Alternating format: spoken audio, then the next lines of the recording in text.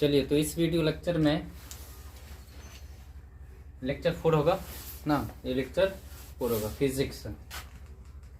Lecture 1, 2, 3 का link हम जो है इस वीडियो के डिस्क्रिप्शन में दे देंगे, ठीक है। अगर आप नहीं देखे हैं तो देख लीजिए, तब फिजिक्स में समझ में आएगा, नहीं तो दिमाग से ऊपर जाएगा, ठीक है।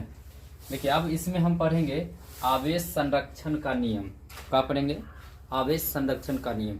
सबसे पहले परिभाषा पढ़ने से पहले हम समझते हैं इसके बारे में कि आवेश संरक्षण का नियम क्या होता है। देखो, चलो एग्जाम्पल हम लेते हैं, सोडियम और क्लोरीन का ले लेते हैं एग्जाम्पल। देखिए, इलेक्ट्रॉन पर जो है, सोडियम पर जो है धन आवेश आता है। कैसे धन आवेश आएगा बताइए? बताए थे, अगर कोई वस्तु है, ठीक है, अगर ये इलेक्ट्रॉन को दान कर दिया तो माइनस वाला निकल गया, तो क्या बचा? प्लस वाला बचा, है कि नहीं? इसका मतलब ये है कि ये सोडियम से इलेक्ट्रॉन निकल गया, तब इस पर चार्ज आता है, क्या? पॉजिटिव साइन आता है, प्लस का, यानी इलेक्ट्रॉन निकल गया है। अब क्लोरीन की बात करें, क्लोरीन पर माइनस चार्ज होता है।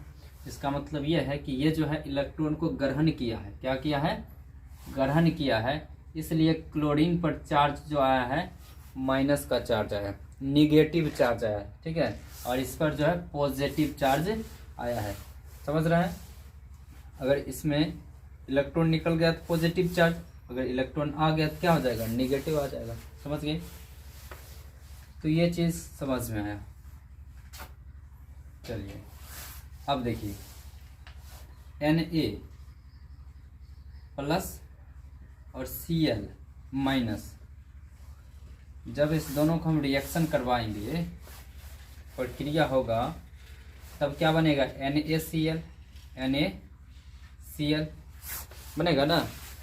अब देखो, ये जो है इस साइड वाला प्रक्रिया के पूर्व की स्थिति है, तो लिख देते हैं प्रक्रिया के पूर्व, ठीक। और इधर जो है प्रक्रिया के पश्चात, ये दोनों रिएक्शन होने के बाद लिख देते हैं प्रक्रिया के पश्चात। प्रक्रिया के पश्चात। दिक्कत यहाँ तक? एकदम ध्यान से समझिए, समझ में आ जाएगा, ठीक है, एकदम हलवा है। देखो, तो यहाँ कंडीशन बनाते हैं, ठीक है। पहला, कुल धनावेश, ठीक। दूसरा, कुल ऋणावेश,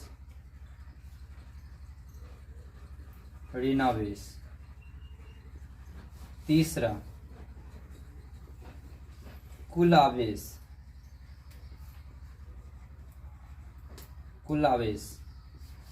चौथा, नेट आवेश, ठीक, नेट आवेश। देखिए, अब तो इस साइड हम लिखेंगे प्रक्रिया के पूर्व की स्थिति लिखेंगे। क्या लिखेंगे? प्रक्रिया के पूर्व, ठीक है। इधर हम जो दर्शाएंगे प्रक्रिया के पूर्व की स्थिति को दर्शाएंगे, उसमें धनावेश कितना है, ऋणावेश कितना है, ठीक है। और इस साइड जो हम लिखेंगे प्रक्रिया के पश्चात की स्थिति को दर्शाएंगे, प्रक्रिया के पश्चात। क्लियर है? देखिए, अब ध्यान से,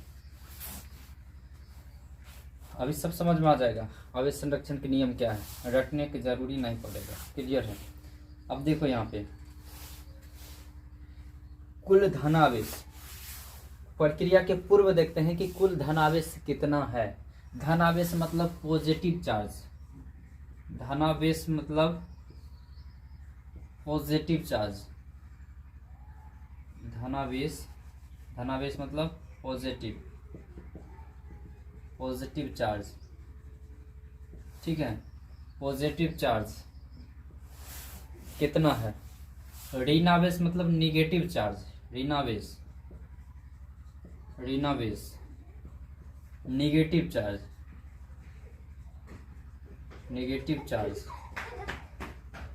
क्लियर, मतलब माइनस कितना है। नेट आवेश जब बोलेंगे तो ऐड कर देंगे, कितना धन आवेश है कितना ऋण आवेश है, उसको बोलते हैं नेट आवेश। क्लियर है, मतलब जितना धन होगा उतना ही ऋण होगा। जैसे कि अब मान लो कि कोई वस्तु है ये, ठीक है, इसमें ये उदासीन है, कैसा है तो उदासीन है, तो इसमें जितना प्लस होगा उतना ही माइनस होगा, मतलब जितना इलेक्ट्रॉन होगा उतना ही क्या होगा, प्रोटॉन होगा। यानी धन आवेश और ऋण आवेश की संख्या क्या होता है, समान होता है, इसलिए इसको उदासीन बोलते हैं। ठीक है, कोई चार्ज है लेकिन बराबर है, ठीक है, जितना पॉजिटिव है उतना ही निगेटिव। तो यहाँ देखिए, अब इधर हम क्या लिखेंगे कि प्रक्रिया के पूर्व, प्रक्रिया के ऐसे घेर देते हैं, ललका से घेर दें, ललके से घेरते हैं का नहीं, हरियर का, अच्छा चलो ललके से घेर देते हैं, का करके से घेरा गया। एक मिनट ध्यान देना है,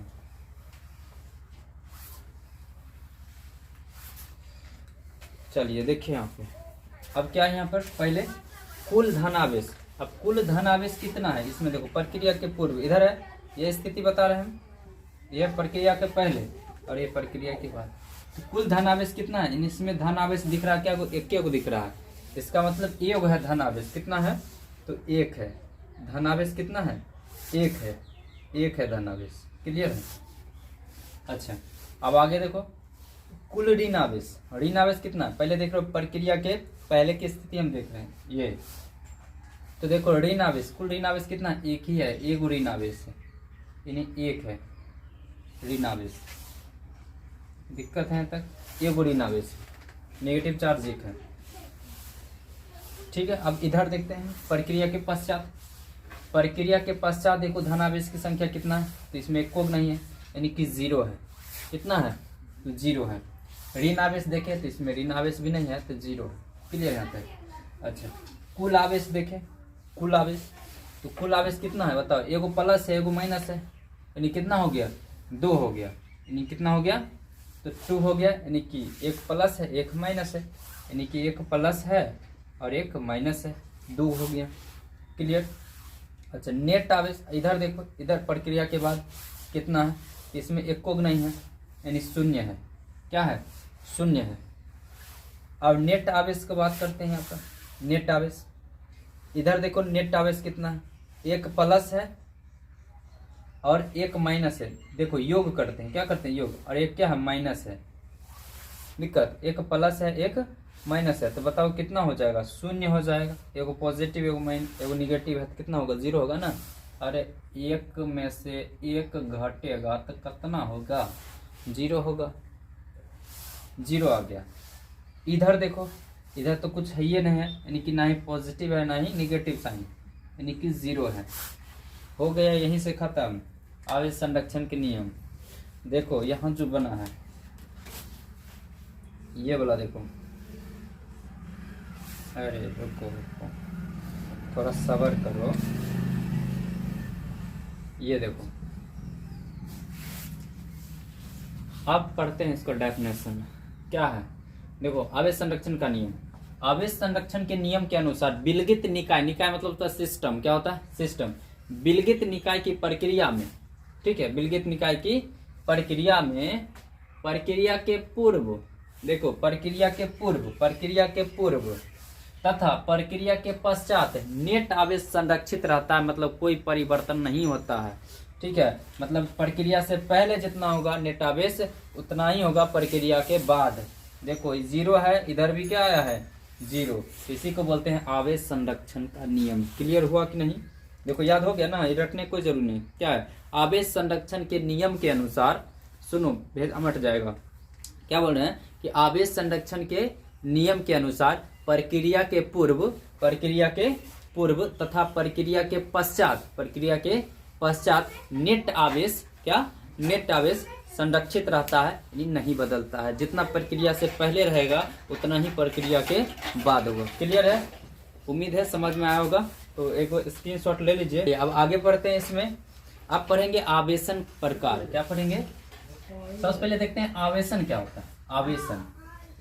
आवेशन क्या पढ़ते हैं, आवेशन, किसी वस्तु को आवेश देने की प्रक्रिया को हम क्या करते हैं, आवेशन कहते हैं। किसी वस्तु को लिखिएगा तो लिख सकते हैं, किसी वस्तु को आवेशित या आवेश देने की प्रक्रिया, आवेश या आवेशित लिख सकते हैं। अच्छा, किसी वस्तु को आवेशित करने की आवेशित करने की प्रक्रिया को आवेशन कहते हैं। क्या कहते हैं? आवेशन। आवेशन कहते हैं। ठीक है, किसी वस्तु को आवेश देने की प्रक्रिया या आवेशित करने की प्रक्रिया को क्या कहते हैं? आवेशन कहेंगे। अब देखो, आवेशन प्रकार आप देखते हैं, आवेशन के प्रकार है, आवेशन के प्रकार। आवेशन पहला होता है संपर्क द्वारा आवेशन, संपर्क द्वारा आवेशन। और दूसरा होता है प्रेरण द्वारा आवेशन। क्या होता है? प्रेरण द्वारा आवेशन। ठीक है,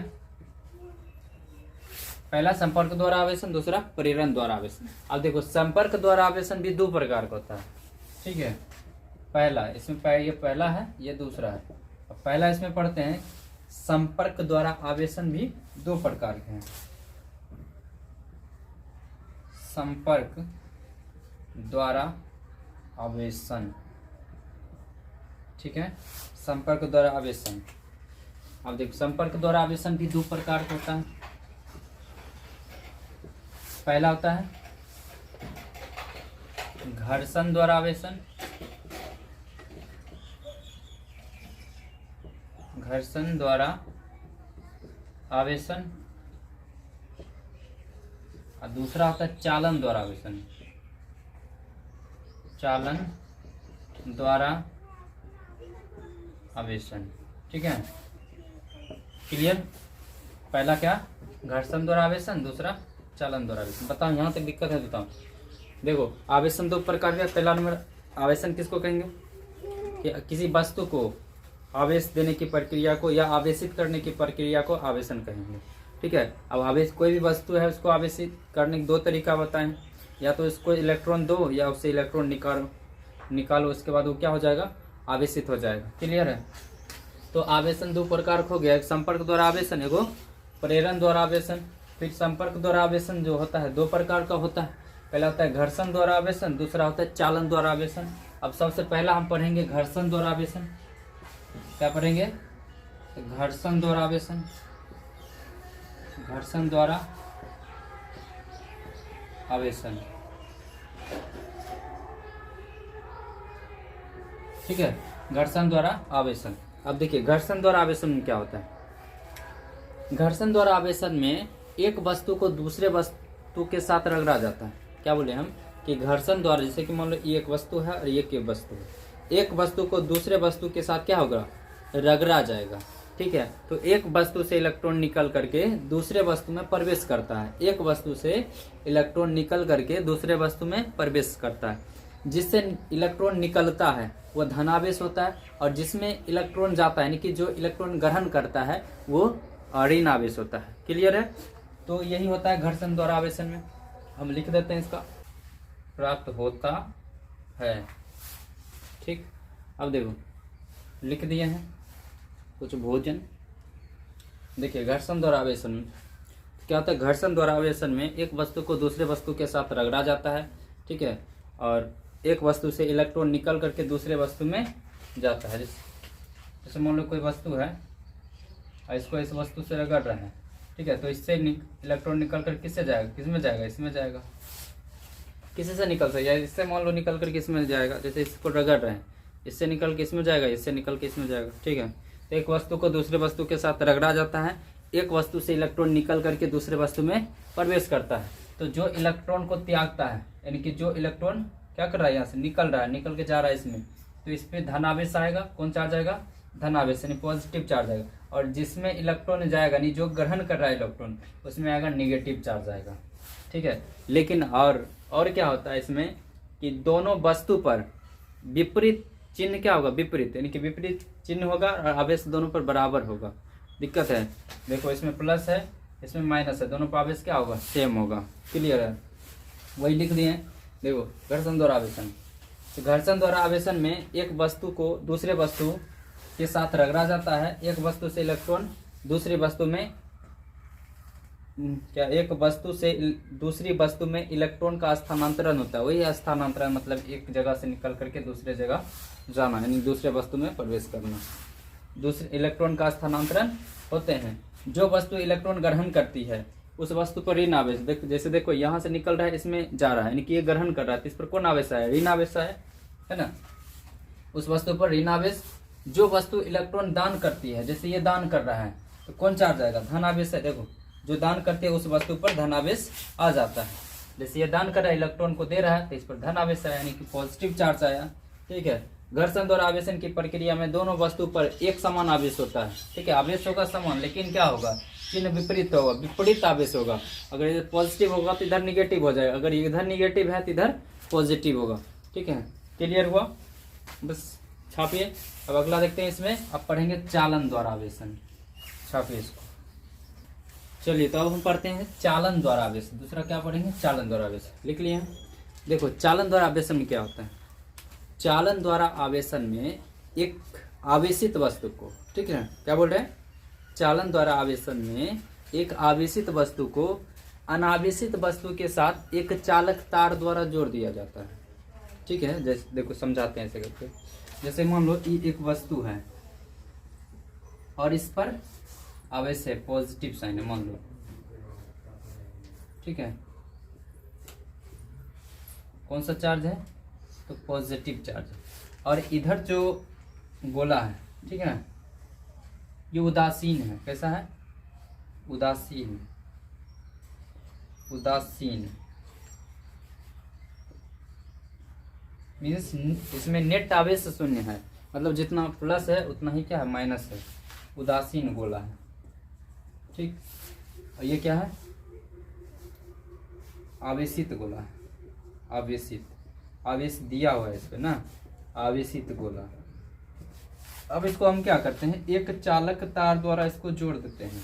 ठीक, क्या बोले हम कि चालन द्वारा आवेशन में एक आवेशित वस्तु को, ये आवेशित वस्तु है, एक आवेशित वस्तु को एक अनावेशित वस्तु के साथ चालक तार द्वारा जोड़ दिया जाता है।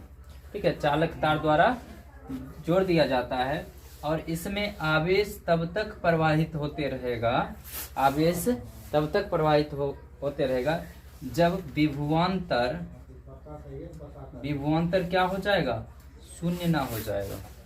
मतलब ये है कि जैसे कि मान लो ये एक टंकी है, ठीक है, और ये एक और टंकी है, एक ऊपर टंकी है और एक नीचे टंकी है।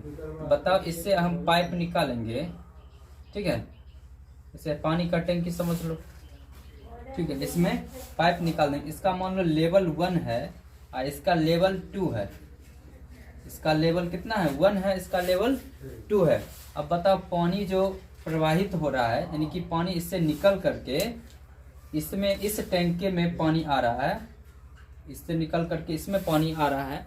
क्यों आ रहा है पानी, ठीक है, क्या पानी आता ही रहेगा, ये भर जाएगा टैंकी, फिर भी पानी प्रवाह रुक जाएगा।